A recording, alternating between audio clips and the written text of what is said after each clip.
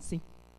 Então, bom, continuando os trabalhos, a segunda mesa da tarde de nossa jornada, né, discurso, gênero e sociedade, para quem está chegando agora na sala, para quem está chegando agora na internet, é um seminário binacional organizado em parceria com a Universidade de Paris 13, com a professora Marianne Pavot, da Universidade de Paris 13, com quem a gente tem um convênio ativo.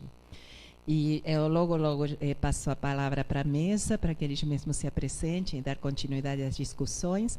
E algumas questões práticas, quem quiser certificado no credenciamento, amanhã, de 9 a 10 horas da manhã, eventualmente depois do meio-dia a gente pode abrir um novo período de credenciamento, precisa se inscrever, pagar a taxa de R$10 de inscrição e com isso receber o certificado.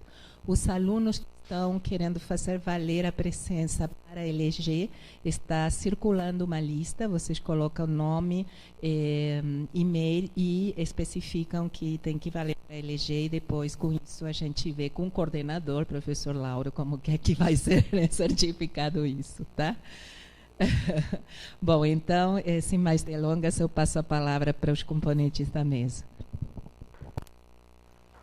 Oi, gente, boa tarde. Meu nome é Beatriz, eu vou começar a minha apresentação.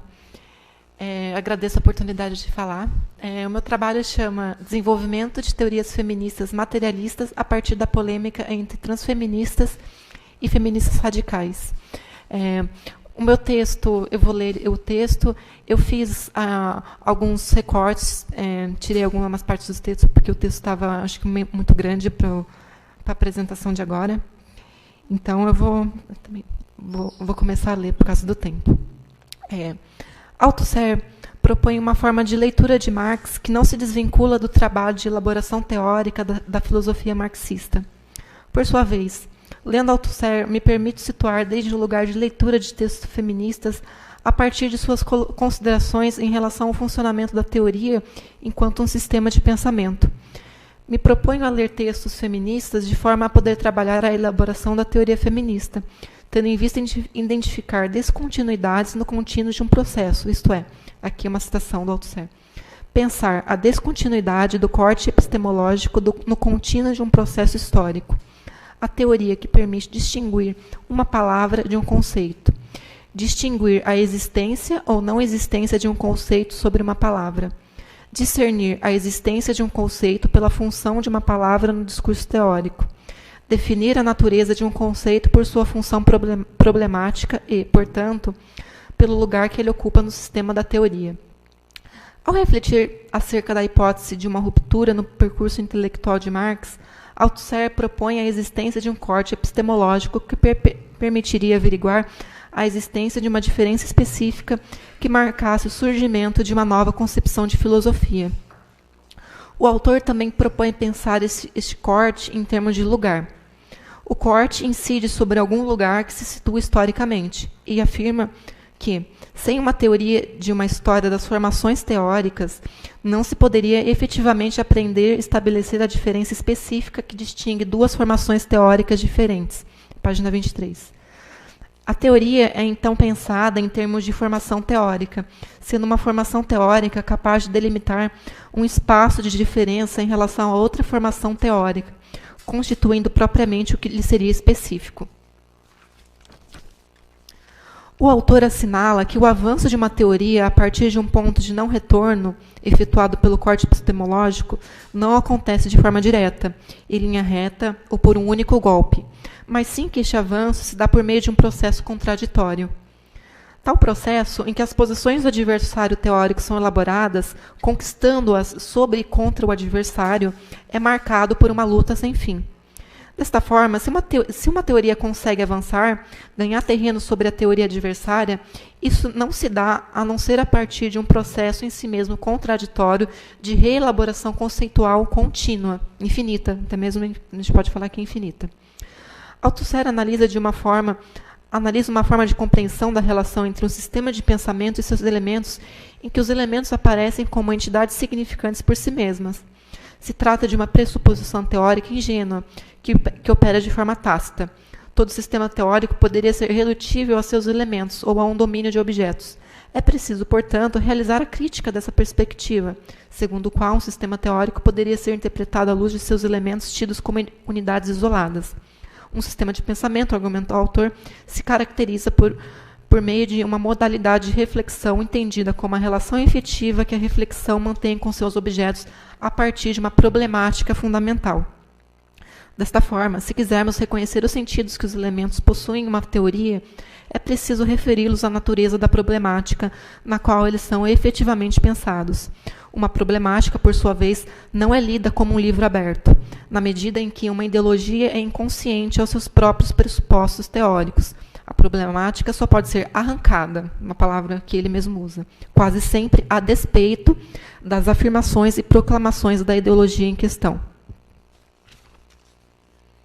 O trabalho de uma teoria consiste na elaboração de uma matéria-prima ideológica, tendo em vista a produção dos próprios fatos da teoria como forma de produção de conhecimento, o que implica considerar a questão fundamental que diz respeito à forma como uma teoria é capaz de efetivamente se desvencilhar de sua própria matéria-prima ideológica. A articulação entre teoria feminista e dialética materialista pode ser pensada precisamente quando Althusser afirma acerca da existência de domínios nos quais ainda não existem verdadeiramente práticas teóricas marxistas. A questão nesses domínios, como a epistemologia, a história das ciências, das ideologias, das filosofias, da arte, afirma o autor, não estaria resolvida tal como está no Capital. Neste caso, utilizar a teoria não equivale a aplicar suas fórmulas, as do materialismo, da dialética, a um conteúdo pré-existente. Localizamos o espaço de polêmica teórica entre transfeminismo e feminismo radical como um desses domínios. A pertinência da articulação da dialética materialista com o feminismo se justifica, neste caso em específico, na medida em que o litígio entre as formações teóricas estudadas se dá em nome precisamente da materialidade, na defesa, no interior da polêmica, do que seria efetivamente uma prática teórica de um feminismo materialista. O que também redunda em determinar, por um lado, qual prática teórica feminista estaria contaminada pelo idealismo, e se poderíamos determinar problemáticas distintas às quais essas teorias feministas se filiam. Diante dessas considerações, propomos as seguintes indagações. Haveria que tipo de relação entre as formações teóricas transfeministas e feministas radicais, pressupondo dessa forma que estamos falando de formações teóricas feministas distintas? Poderíamos hipotetizar, precisamente pelo fato do antagonismo dessas formações teóricas produzirem polêmicas no interior do campo feminista, que uma teoria, sob ainda uma forma ideológica, poderia ser precisamente um obstáculo epistemológico da outra? Se sim, qual seria a formação teórica feminista que traria em seu horizonte o desenvolvimento de uma teoria materialista até então impensada, e qual representaria um retorno ideológico no seio do sistema do pensamento feminista, do idealismo? E, por fim, qual a relação entre formação discursiva e formação teórica? Como as polêmicas são textualizadas, tendo em vista o funcionamento da língua, o significado das palavras e de um sistema teórico, o lugar que um conceito ocupa no interior de uma constelação de conceitos. Tais indagações se realizam precisamente pela inserção de elementos novos no pensamento feminista, a identidade de gênero tendo em vista uma descontinuidade com as expectativas socialmente consolidadas, o que redunda em dizer que tais elementos, através dos quais as polêmicas feministas irão incidir, se referem precisamente aos seguintes elementos que estruturam conceitos: a identidade na sua relação com o gênero, fazendo referência explícita às identidades trans, na medida em que trabalha com o conceito de cisgeneridade para a demarcação de alteridade. Trata-se, em suma, da discussão sobre o estatuto ideológico ou efetivamente teórico dos seguintes elementos: identidade de gênero e cisgeneridade.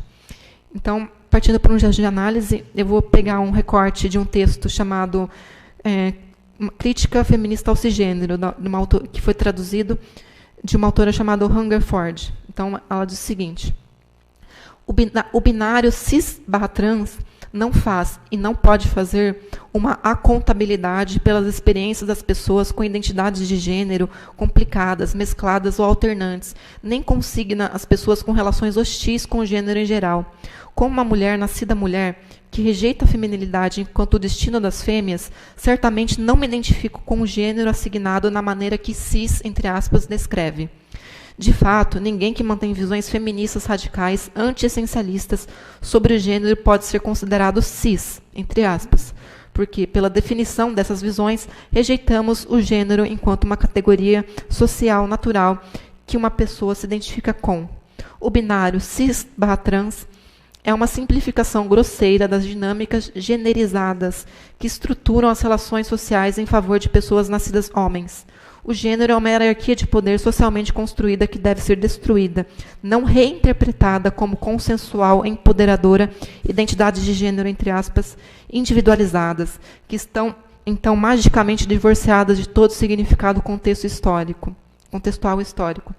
Tal concepção invisibiliza a opressão feminina e de mulheres por falsamente situar homens nascidos homens e mulheres nascidas mulheres como iguais, generizados com relação a pessoas trans identificadas.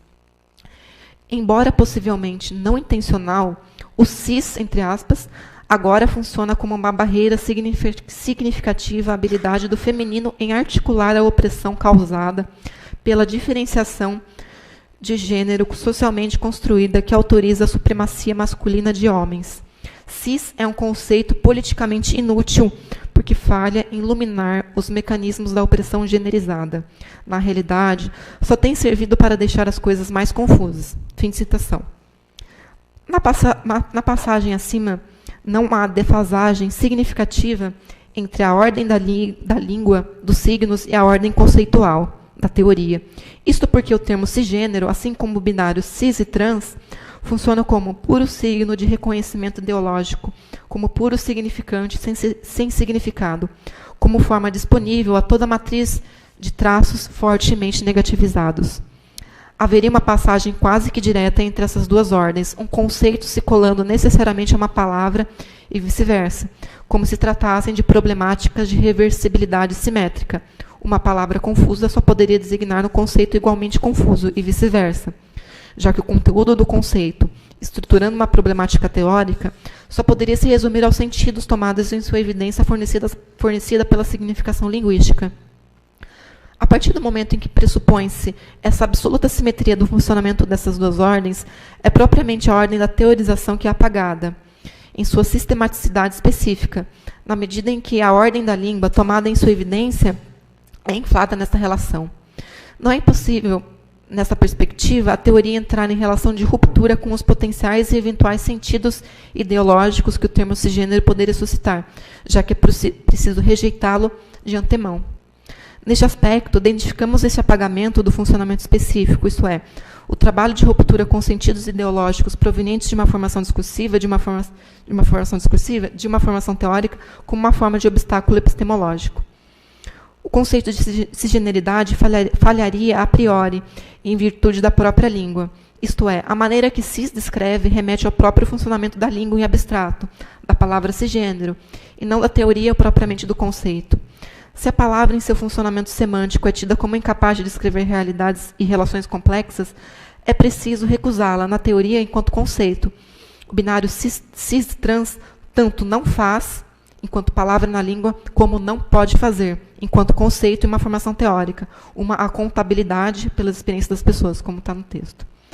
A língua é usada como subterfúgio para a recusa prévia de qualquer eventual apropriação teórica do conceito de cisgeneridade, que não seja pelo viés de perspectivas ingênuas, simplificadoras, supostamente incapazes de descrever as evidências complexas em relação ao gênero sem cair em perspectivas que se supõem idealistas, que não levariam a sério as violências de gênero engendradas nas relações sociais.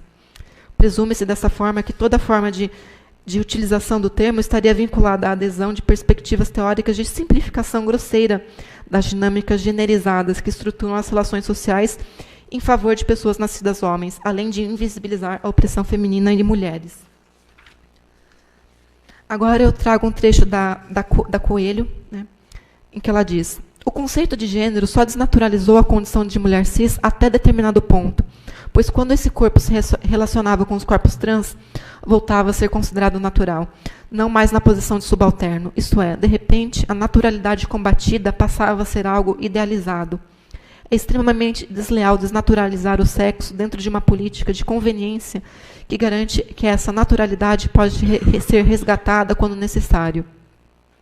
Assim, nas relações entre pessoas cis e trans, gênero tornava-se temporariamente um eufemismo para a noção pseudo-abandonada de sexo biológico, como a engrenagem natural de certas dinâmicas sociais. Bom, eu vou pular o resto da citação, porque o meu tempo está acabando. Interpreta os recortes acima como fruto de um esforço de teorização transfeminista. Coelho, é melhor, depois vocês podem ver a citação completa. Descreve os entraves teóricos que constituem a problemática conceitual de gênero. Se a teoria feminista não avança no que se refere às identidades trans, ela acaba por retroceder e reintroduzir elementos empiristas, sexo biológico, corpo natural, que outrora já havia abandonado. Não é indiferente a introdução do elemento identidade trans para a teorização conceitual de gênero. O desenvolvimento de um conceito implica no desenvolvimento do outro e vice-versa. Este esforço por teorização desloca o sentido de cisgeneridade, deixando de implicar a adesão ao binarismo, já que o foco da problemática se desloca, passando do estabelecimento de um sentido coeso dessa identidade por meio do que a palavra cisgênero poderia sugerir, para o seu caráter diferencial e significante num sistema de normatividade. A ideia que a identidade de gênero deva ser compartilhada, uma citação da Coelho que não deu tempo para falar, numa relação entre pessoas cis e trans, produz uma reformulação conceitual da problemática, o que permite pensar a cisgeneridade no modelo teórico em que as relações, sejam diferenciais, distributivas, de alteridade, são postas no interior de um sistema. Agora, para finalizar. A identidade aparece como um novo elemento para a teorização feminista e será interpretado como elemento materialista ou idealista, de acordo com a inscrição da formação teórica a uma formação discursiva. É a formação discursiva que estabelece os sentidos para a palavra identidade, numa relação com a memória, enquanto a formação discursiva transfeminista resgata sentidos para a identidade que são mobilizados como forma de realização de resistência e luta por reconhecimento da população transgênera e por reivindicações de direitos coletivos. A formação discursiva feminista radical associa a identidade à memória que comporta todas as formas de opressão e imposição violenta de estereótipos e expectativas normativas em relação ao gênero. É a divisa de sentidos que caracteriza a palavra identidade na sua relação com o elemento gênero, que servirá de base para formulações teóricas distintas.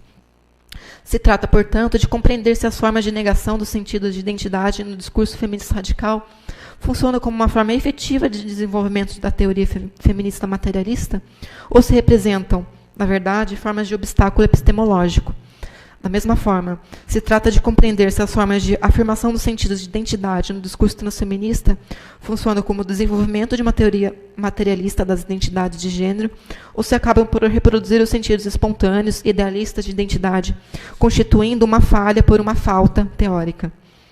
A partir de um ponto de vista crítico das teorias materialistas feministas, é preciso se perguntar, portanto, em que medida o feminismo radical pode representar um obstáculo epistemológico e em que medida o transfeminismo pode falhar em operar o corte epistemológico. Compreender, portanto, que não se tratam de teorias antagônicas que ocupariam a mesma posição no sistema de pensamento feminista.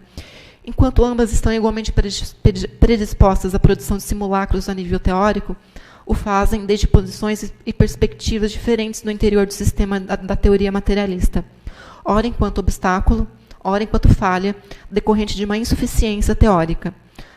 Para finalizar, como afirma Althusser, o recurso à ideologia é o caminho mais rápido e espontâneo como substituto de uma teoria insuficiente. Insuficiente, ele diz, mas latente e possível. Então, muito obrigada.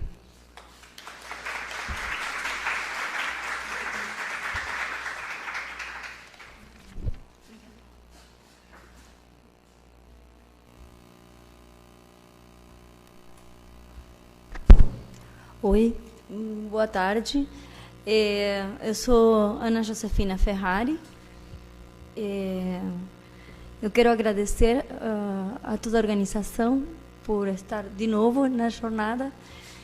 O pessoal já vai cansar de mim. Eu quero agradecer ao Sóstenes aqui, publicamente, por me ajudar nesse trabalho que para apresentar realmente foi bem um parceiraço mesmo, né? E a Bia também por me acompanhar e também sempre trazer e enriquecer as nossas mesas e as discussões, né? Com essa maturidade que ela tem, embora tão nova, né? O trabalho que eu trouxe hoje é um pouco, sendo que a mesa fala de militância, eu pensei muito sobre ele e eu decidi trazer um pouco a experiência que eu venho desenvolvendo nos últimos anos, né? Inicialmente eu trago essa foto, né, porque essa foto enquanto textualidade. Essa textualidade foi produzida pelo pessoal da comunidade quilombola onde eu trabalho, parte de uma mística que foi organizada por eles antes de o pessoal da educação do campo chegar. Quando o pessoal chegou, antes da aula, eles sempre colocam, enquanto mística, os elementos simbólicos que correspondem à comunidade.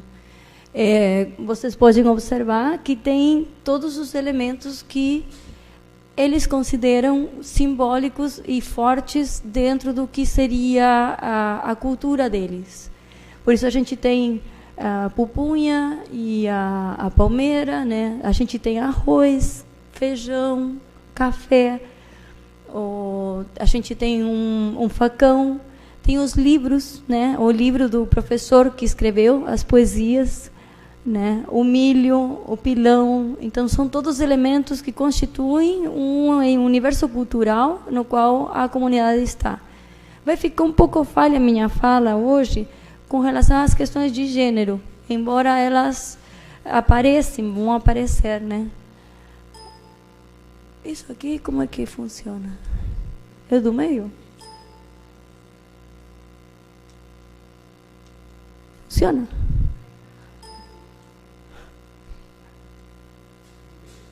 O do meio. Já foi. Então, esse é o título que com os Sóstenes demos ao trabalho e que tenta trazer um pouquinho essa reflexão e esse trabalho. Na verdade, eu começo pensando um pouco em Exu. Exu é um orixá, um orixá que une. Ele une, ele conecta, ele é o mensageiro entre os orixás e os homens na Terra. E um pouco eu trago o Exu, porque ele é um pouco o que eu tento trazer nessa relação entre comunidade e universidade, entre militância, qual é o nosso espaço enquanto universitários, marxistas e militantes, né?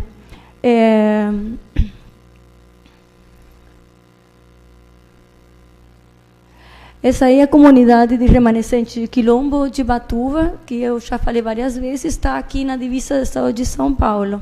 É uma comunidade rural, como vocês já terão visto. Nessa comunidade, quando eu entrei para trabalhar no ano 2009...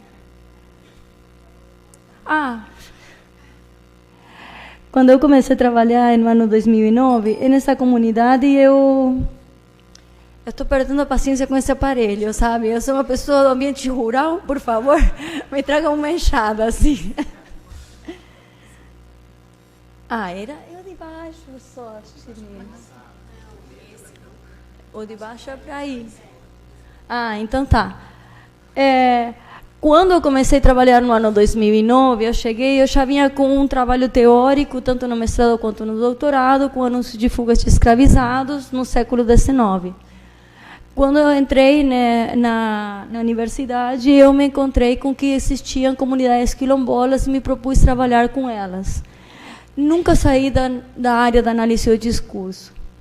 Então, o meu grande problema era como trabalhar com noções teóricas com uma comunidade a partir de uma determinada posição enquanto intelectual, militante, que sempre me reconheci. Então, algumas noções eu trouxe. Eu trouxe a noção de memória, que vocês vão ver que funciona todo o tempo, a noção de escuta, e o que eu me encontrei lá, que foi o silêncio. A escuta, enquanto posição metodológica, que a análise do discurso me dá, para poder prestar o devido cuidado com o tratamento daquilo que eu estava me encontrando, a noção de memória, para ver como que se dava esse funcionamento da memória. Eu chegou num determinado momento no qual eu considerei de que a memória não era somente um acúmulo que eu via ela funcionar, senão que eu estava produzindo memória. Essa é uma questão que foi fundamental. Você se entender que em todo esse processo, com uma comunidade com a qual você trabalha, você não somente está entendendo como funciona a memória do outro, como também você está entrando num movimento no qual você forma parte dessa memória que está sendo construída. E que memória é essa e como se constrói, né?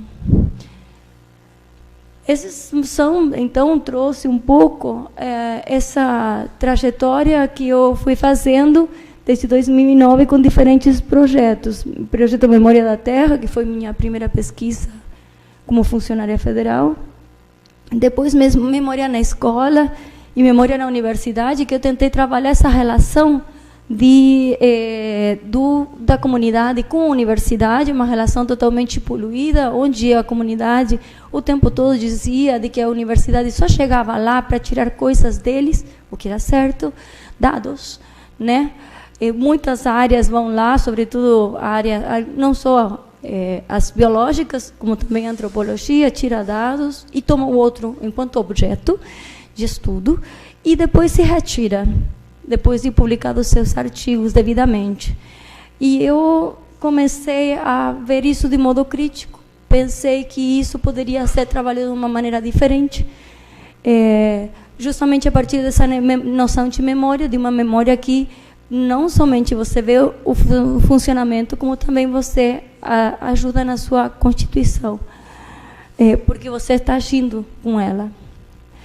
O projeto Memória de Mulheres Quilombolas, que foi meu pós-doutorado, que aí eu comecei a trabalhar com as falas das mulheres, o Arquivo de Memória Quilombola, que foi um espaço, a partir dessa conversa com eles, na qual a comunidade considerou que era necessário que eles tenham um espaço de maior visibilidade, sobretudo nas mídias. O projeto de Arquivo de Memória Quilombola cria, né, se propõe criar um espaço para que eles possam trazer as materialidades produzidas por eles. Esse projeto continua funcionando, eles agora estão aprendendo a fazer edições de vídeo e de diferentes textos para poder alimentar esse site, esse espaço virtual que foi criado, né? E na área de... chamo atenção para as últimas duas linhas, que são na área de ensino. São módulos que foram oferecidos. Foi semestre passado, História das Comunidades Quilombolas no Brasil. E a última linha, que é Ixi no Quilombo, é um módulo que eu estou ministrando na atualidade, no qual se baseia metodologicamente na pedagogia da alternância, onde o tempo universidade transcorre no Quilombo e o tempo comunidade transcorre na universidade, invertendo, portanto, os espaços de saber. A universidade já não é mais o lugar privilegiado onde se produz o conhecimento, como o conhecimento cartesiano e tradicional diz, para passar a ser o lugar onde se pensa aquilo que se aprendeu, e o espaço onde se aprende é na comunidade. É muito interessante. Bom, esse é o site Pesquisa Quilombo, né? O projeto Pesquisa, junto com a Federal de Santa Catarina também. Essa aqui é uma das materialidades, é a associação, né? Que a gente se orgulha muito. Depois de vários movimentos, eles conseguiram compreender o que era importante, a questão de materializar a associação quilombola. Ela era uma associação que funcionava só no papel, e agora que eles conseguiram materializar, eles recebem... houve vários movimentos políticos a partir de que ela teve um local, teve uma casa.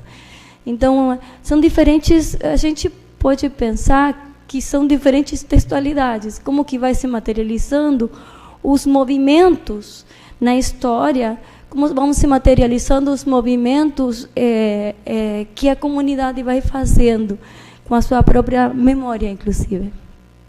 É um grande orgulho. E hoje ela funciona, até tem uma biblioteca dentro, tem um dos projetos que já fez a catalogação dos livros, e as pessoas começaram a fazer doações, e eles, bom, já estão em fase da universidade, né? Esses são alguns estudantes que estão tomando classes na comunidade quilombola, e essas aulas trouxeram uma série de questões que são importantes de colocar. No retorno dessa aula, os estudantes disseram que não tinham aprendido nada, porque eles já sabiam usar a enxada, e que não entendiam o que eles estavam fazendo, porque eles esperavam uma aula com começo, meio e fim. Então, aí surge a questão do conhecimento complexo, de um modo de organização do conhecimento totalmente diferente, e que nós, desde a universidade, não estamos acostumados a ver, e que pouco ouvimos. E essa é uma das questões que são necessárias. Assim, é por isso que eu coloco a noção de escuta e a noção de silêncio, porque a gente silencia continuamente. Esse trabalho de discussão com os estudantes, né, esse é o professor Hilton dando aula, né, explicando, trouxe essas duas sistematizações do que foi essa experiência. E nessa sistematização, o que nós chegamos na conclusão é que, mais do que uma aula prática de uso de enxada para capinar a terra, eles foram uma aula de ética, uma aula de posicionamento perante o outro. Como eles foram observando, o conhecimento não se dá de maneira, a construção do conhecimento não se dá de maneira linear, se parte de um conhecimento prático para depois você ter uma reflexão sobre o que é isso e o que implica, e isso vai denotar um posicionamento ético perante os outros e dentro da comunidade, um modo de funcionamento de comunidade diferente ao que nós temos. Uma das questões que a gente colocou, que viu, é a questão de olhar o outro. Esse olhar para o outro que há na comunidade, numa comunidade rural, e que não tem arame farpado, não tem divisão das terras. Todo mundo sabe qual é a sua terra e qual é a terra do outro, porque simplesmente olha para o outro. Não é necessário uma marcação, porque todo mundo sabe quem é e quem é o outro. E são questões que na nossa sociedade vão aos poucos se perdendo, né?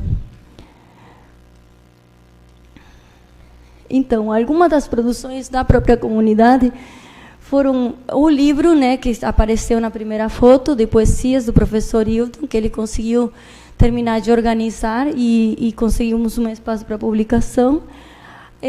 6 integrantes da comunidade quilombola estão na universidade hoje, de educação do campo, né? Conseguimos construir a associação e surgiram 2 cursos a partir dessa questão, que são Memórias do Dizer e Memórias de Escrita, a partir dessa demanda deles. Não coloquei outras questões que estão em circulação, como, por exemplo, o segundo livro do professor Hilton e o material didático por Valdirene, que é a filha dele, né?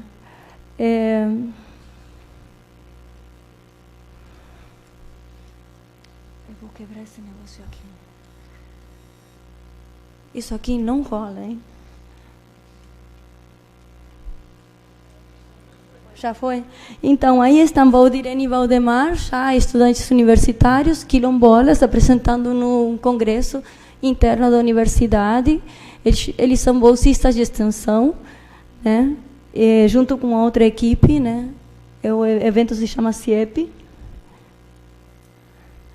E aí eu trago todas essas questões porque elas vêm sempre, e o que está todo o tempo funcionando é essa questão de qual é o papel nosso dentro da universidade. Eu estou pensando e me colocando sempre sobre essa questão da militância dentro da universidade. A análise do discurso é uma teoria que é marxista.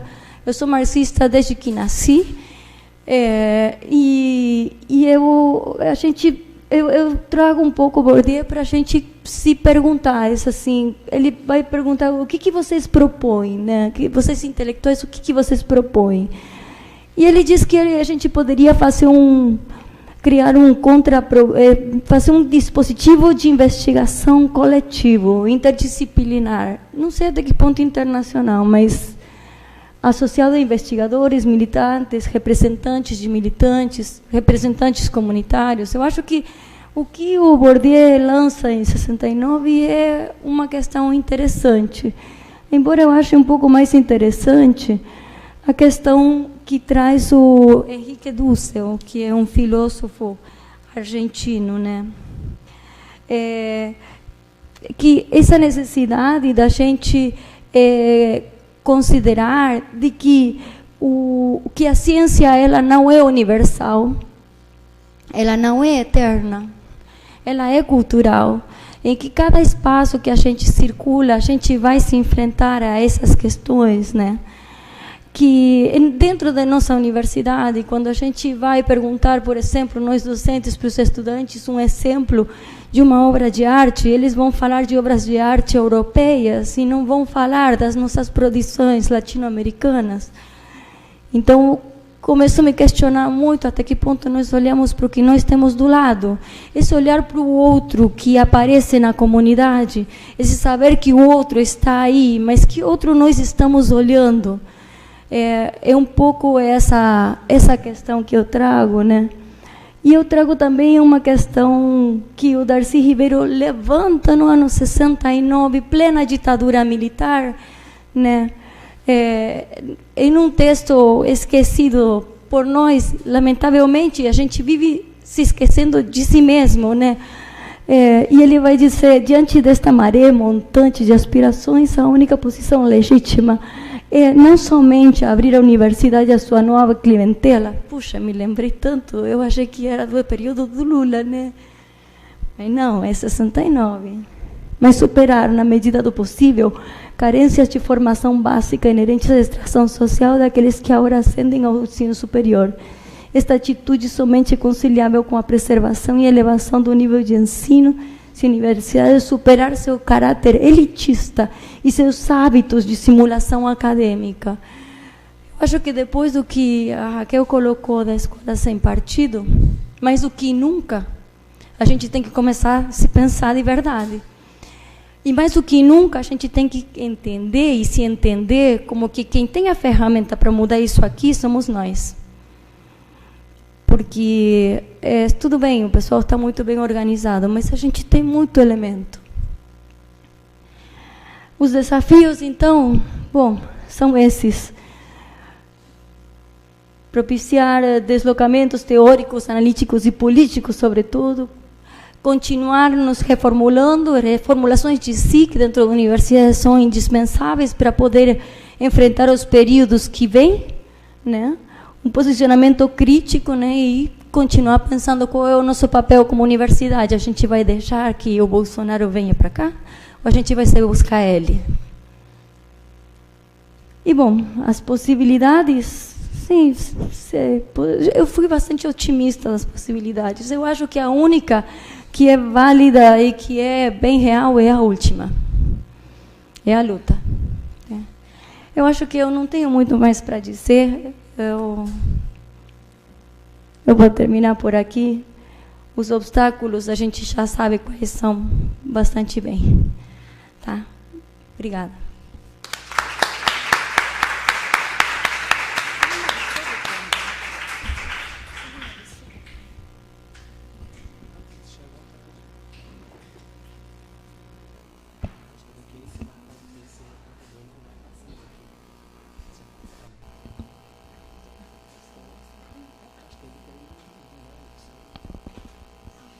Então, boa tarde.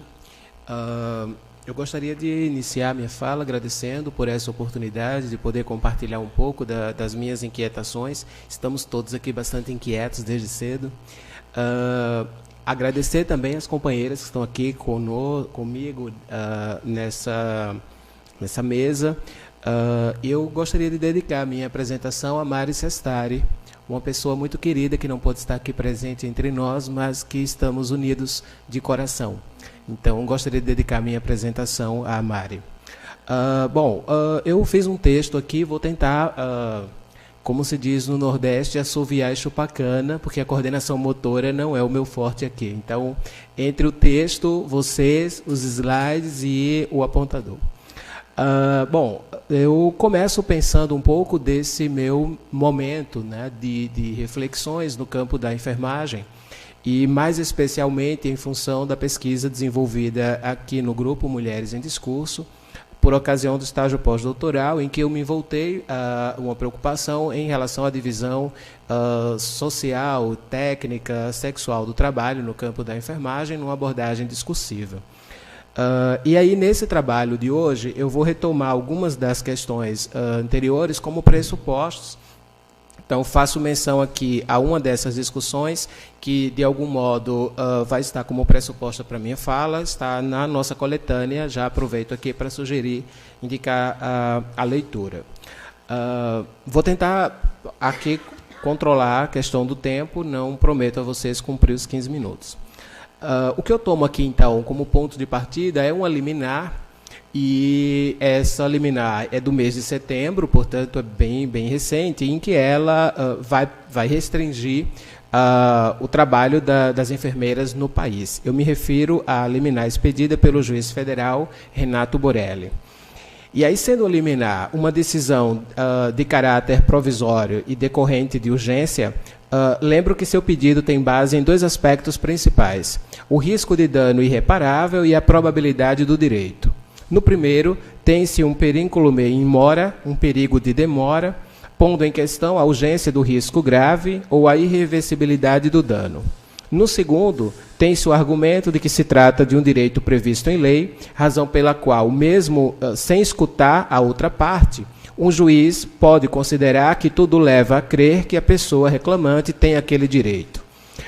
Na liminar a qual me referi, a ação foi interposta pelo Conselho Federal de Medicina sob o argumento de que algumas tarefas são exclusivas do médico e, em especial, fazendo referência à Portaria 2488 de 2011, que aprova a Política Nacional de Atenção Básica e estabelece as atribuições específicas, segundo a lei, do enfermeiro.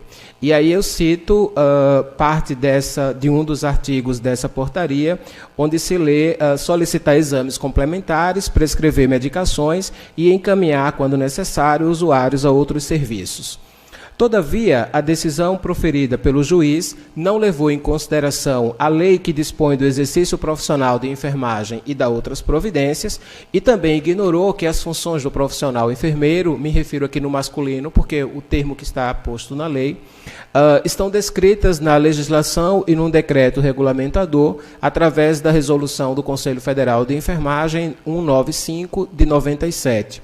E também a reforma da Política Nacional de Atenção Básica, que tinha sido aprovada uma semana antes e o juiz desconhecia.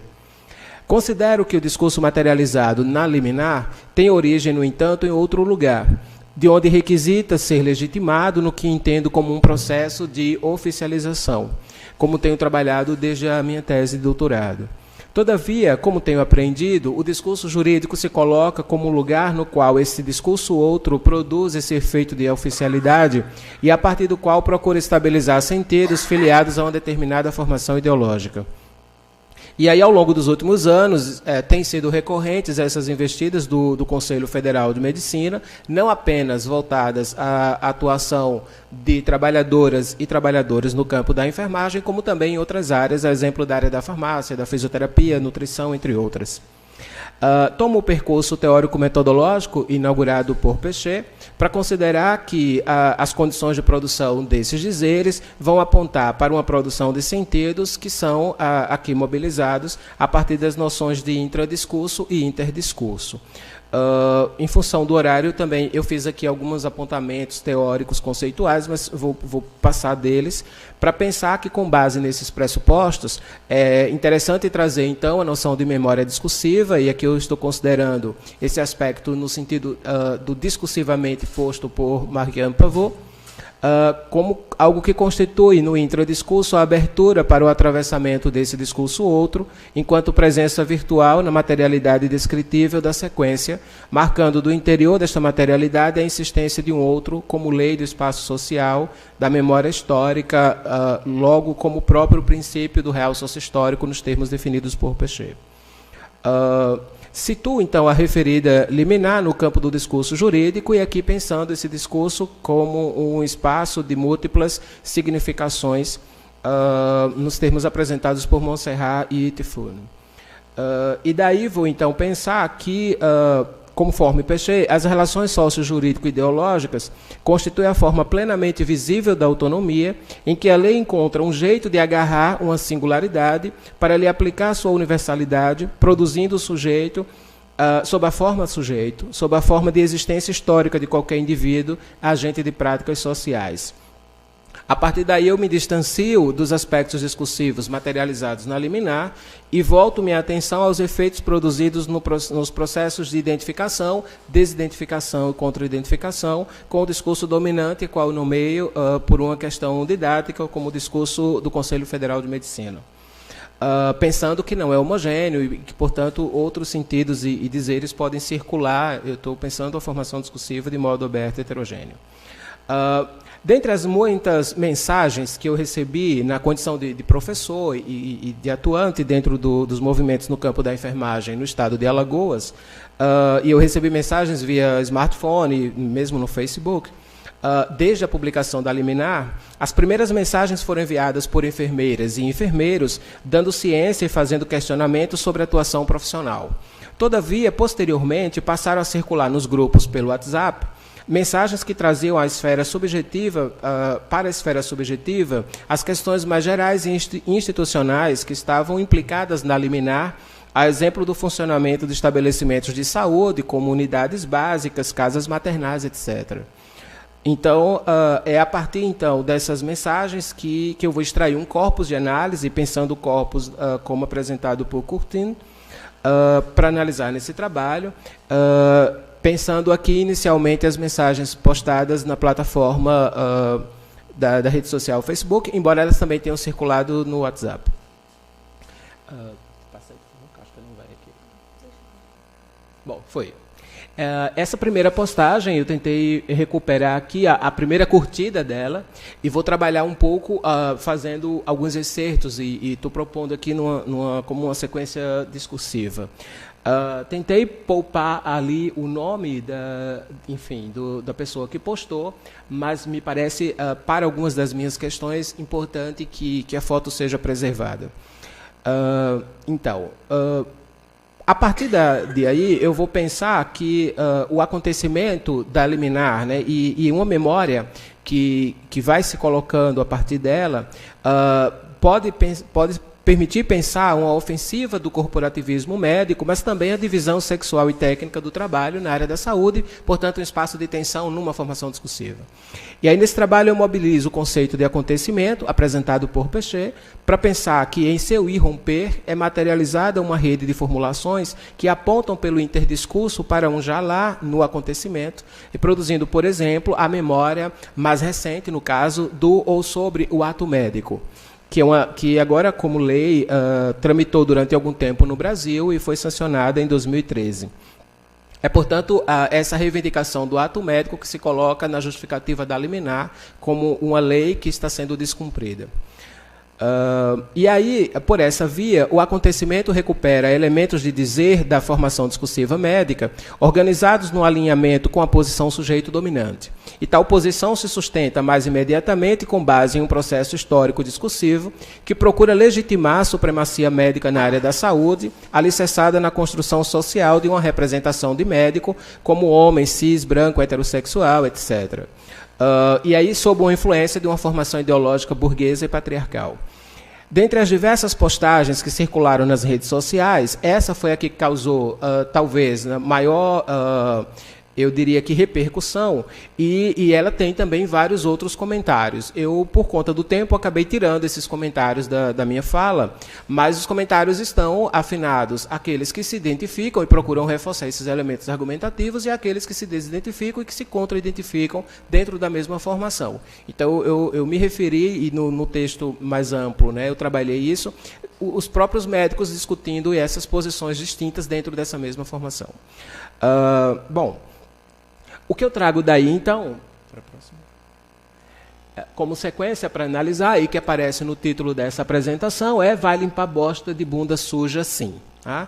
Então, em função do tempo dessa exposição, eu vou tangenciar o efeito metafórico representado pela bunda suja de bosta, marcando não apenas a necessidade da limpeza, e aqui eu coloco entre aspas, e eu diria, do ponto de vista de uma formação discursiva de enfermagem, né, o cuidado de enfermagem na higienização íntima, mas um lugar para a materialização da prática da enfermeira, um lugar com o qual ela deveria se identificar, um lugar menor, o lugar do excremento, o lugar daquilo que não serve mais, o lugar do imundo. Por sua vez, o enunciado é apresentado após uma construção argumentativa em torno da diferença, organizada para justificar o menor lugar, esse lugar representado pela bunda suja. A base da distinção se dá, inicialmente, sobre o argumento da suposta naturalidade da divisão técnica do trabalho, de onde se legitima uma posição sujeito que se coloca numa relação dominante, a qual cabe o imperativo de dizer o que fazer, vai limpar, como fazer, e aí esse como no sentido de uma resposta à antecipação da pergunta, o que faz a enfermeira? Ou mesmo a um pré-construído de que a ascensão dessa categoria profissional, nessa ascensão haveria um distanciamento ou mesmo uma recusa em realizar o cuidado de enfermagem a um paciente que evacuou.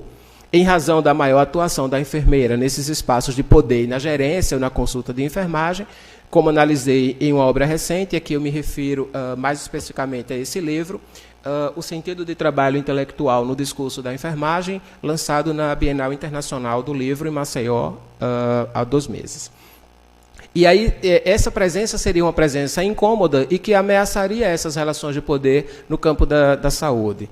E fazendo, então, com que se assumisse uma posição sujeito distinta dentro dos lugares de institucionalização, e eu pensando de uma perspectiva discursiva, lugares de enunciação. E aí, há uma pesquisa recente, feita pelo Conselho Federal de Enfermagem, em que dá conta de que no Brasil, em 2015, o campo de enfermagem, com suas distintas categorias, era composto por 1.804.535 pessoas. E dentro desse 1.800.000 pessoas, pouco mais de 400.000 eram enfermeiros ou enfermeiras. E dimensionando isso na perspectiva que foi abordada pela pesquisa entre masculino e feminino, pensando o sexo de modo binário, 86,2% se declararam enfermeiras, 13% enfermeiros, e para minha felicidade e ao mesmo tempo frustração, 0,4% não responderam, e a pesquisa também não deu conta de explicar quem não respondeu ou por que não respondeu, daí a minha frustração.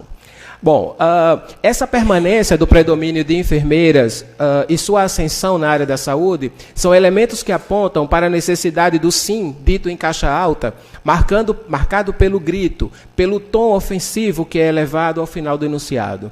Esse enunciado e as redes de filiações com as quais se constitui têm base num processo histórico-social que apresenta os fundamentos da profissionalização do trabalho da enfermeira e do campo de enfermagem.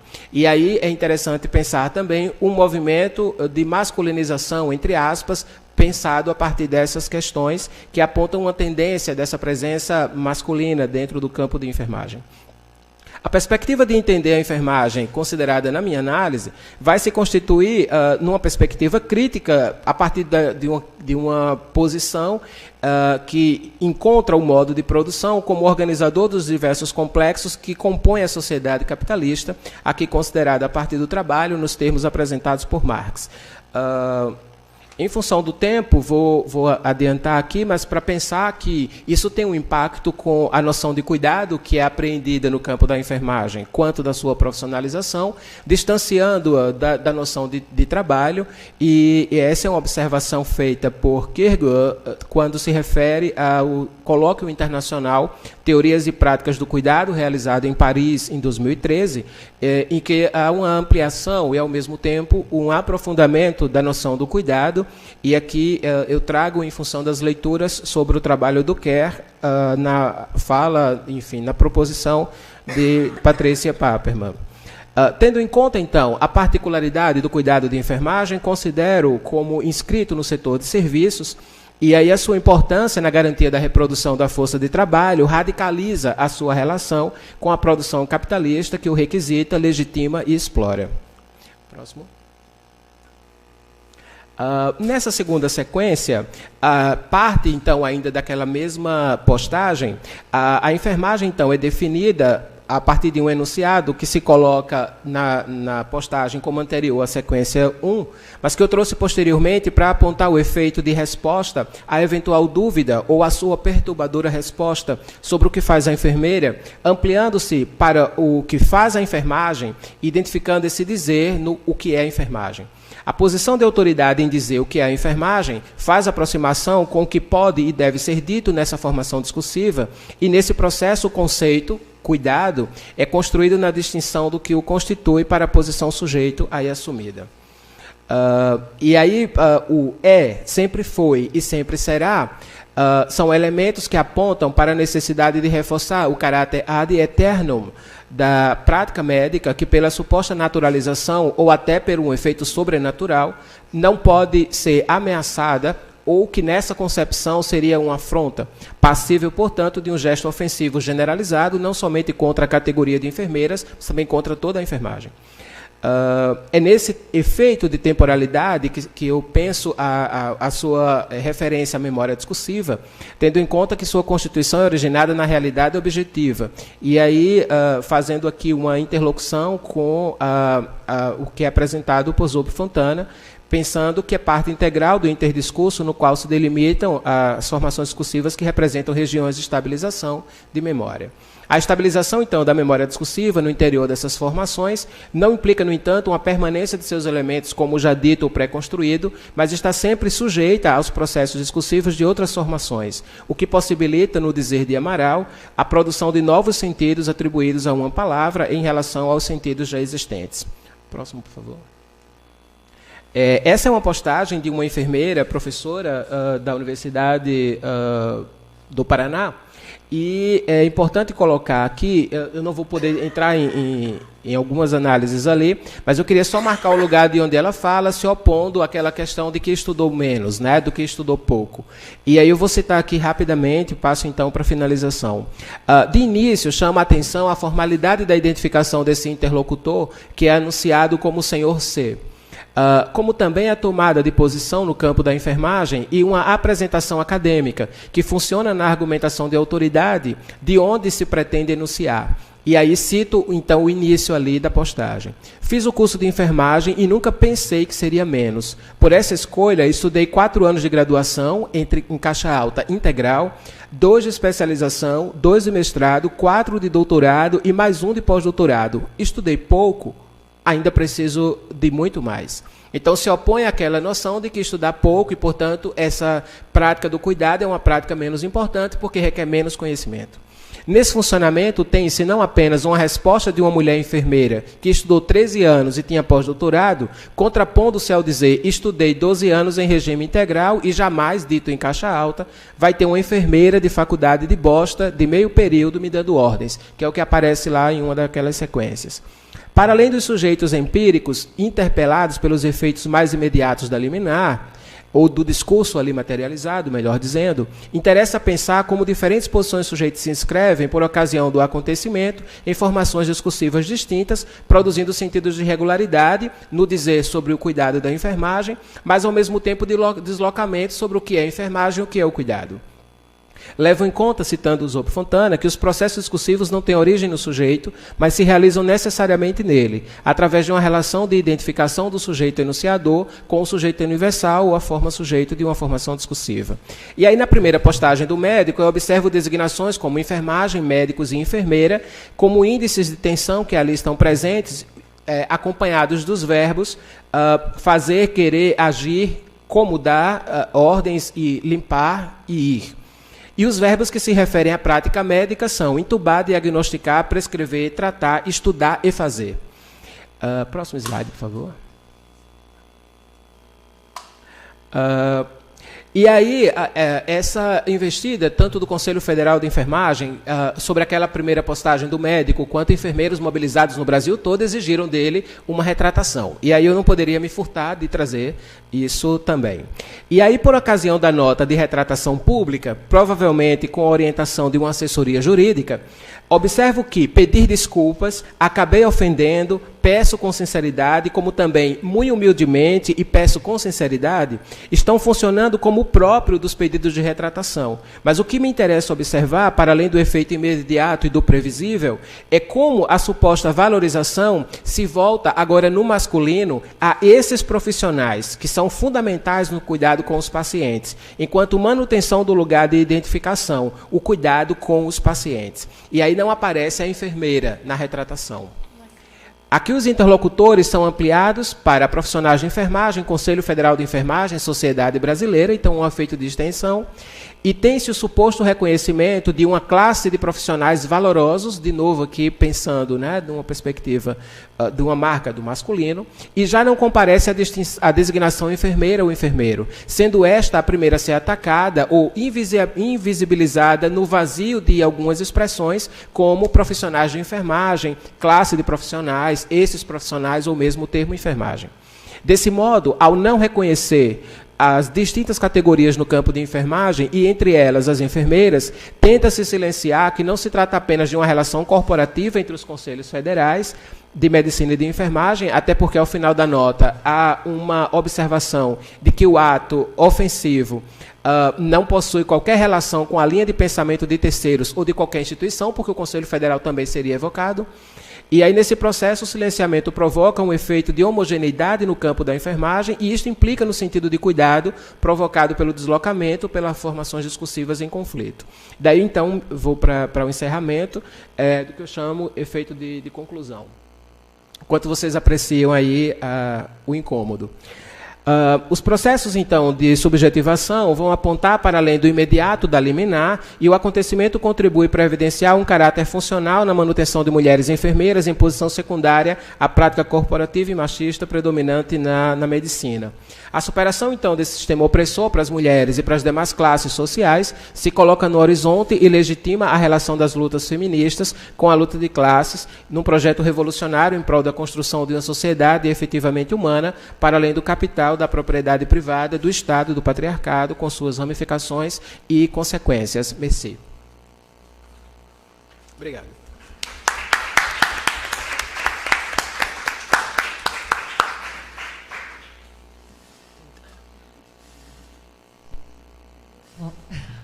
Obrigada mesmo. Puro carinho.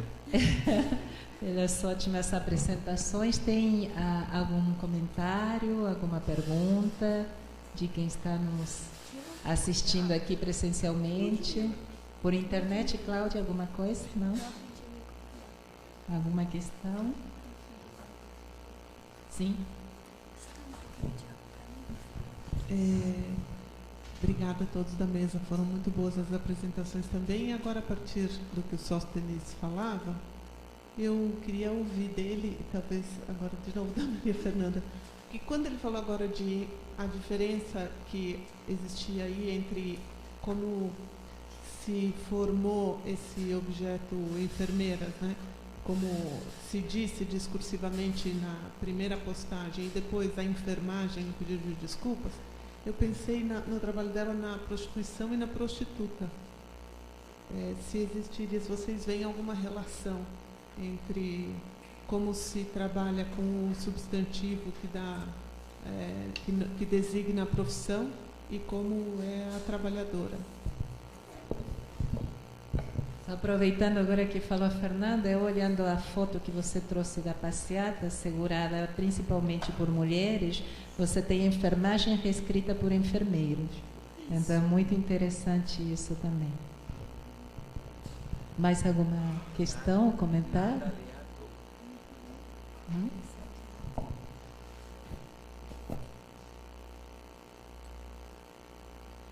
Pode responder, Sóstenes, enquanto isso, quem sabe mais alguém se anima com outra colocação. Obrigado, Fernanda, por seu comentário, enfim. De fato, é isso que acontece. Me parece que é um processo que acaba silenciando a trabalhadora, né, a mulher trabalhadora. E, de algum modo, isso também repercute dentro do próprio campo de enfermagem, e não foi à toa que essa foto foi escolhida entre tantas outras. Porque é para tensionar exatamente isso, né? Como é que, de algum modo, esses efeitos eles atravessam formações discursivas. Por isso que eu comecei pensando e coloquei aqui a questão mesmo da heterogeneidade, da superfície porosa, né, para pensar exatamente esse processo de circulação de sentidos e como que eles são apreendidos de alguma maneira, mesmo com aquelas que vão para a rua e que estão na militância e que de algum modo se desidentificam, né, mas como que isso está atravessado, porque não é algo que seja conscientemente orientado. Há um atravessamento do ponto de vista ideológico, né, do inconsciente também. Então, e aí isso já articula um pouco com a observação que a Mônica faz, porque é exatamente esse processo que eu observo, né? Daí que eu digo que há como um vazio nesse enfermagem, no sentido do que seria a enfermeira sendo colocada em relação à primeira postagem e à última, né?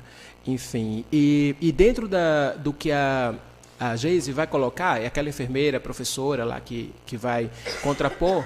Essa postagem dela teve milhares de compartilhamentos, né? Então, assim, por isso que eu trouxe essa. Outras também se colocaram, não queria ignorá-las aqui, mas é uma questão de opção mesmo. E ela também vai tocar nessa questão, porque ela se coloca como mulher enfermeira. E esse fato desse processo dela de identificação, para mim, é sintomal para marcar essa passagem, de como é que é diferente e que ela se identificando a diferença. Então, é um momento mesmo de tensão, né? E que, no caso da retratação, ele vai ele nomeia esses interlocutores e ele vai até a sociedade brasileira. Porque na lei isso está colocado, que era colocando em risco a sociedade brasileira. E, de algum modo, isso é como que implícito naqueles argumentos que ele tentou colocar para marcar o que seria a prática médica, diferenciando do que é o trabalho da enfermeira, com esse outro lugar, um lugar secundário, marginal. E por isso que, apesar de muito tentadora, eu acabei não discutindo melhor a questão da metáfora, mas ela está jogando de modo muito forte aí, com a bunda suja, com merda, até porque a universidade, ele disse que era um curso de bosta, né? Então ele está bem afetado por tudo isso, de algum modo, né? E eu não estou utilizando para ele nem o termo interpelado, porque me parece, do meu lugar, mais importante falar afetado.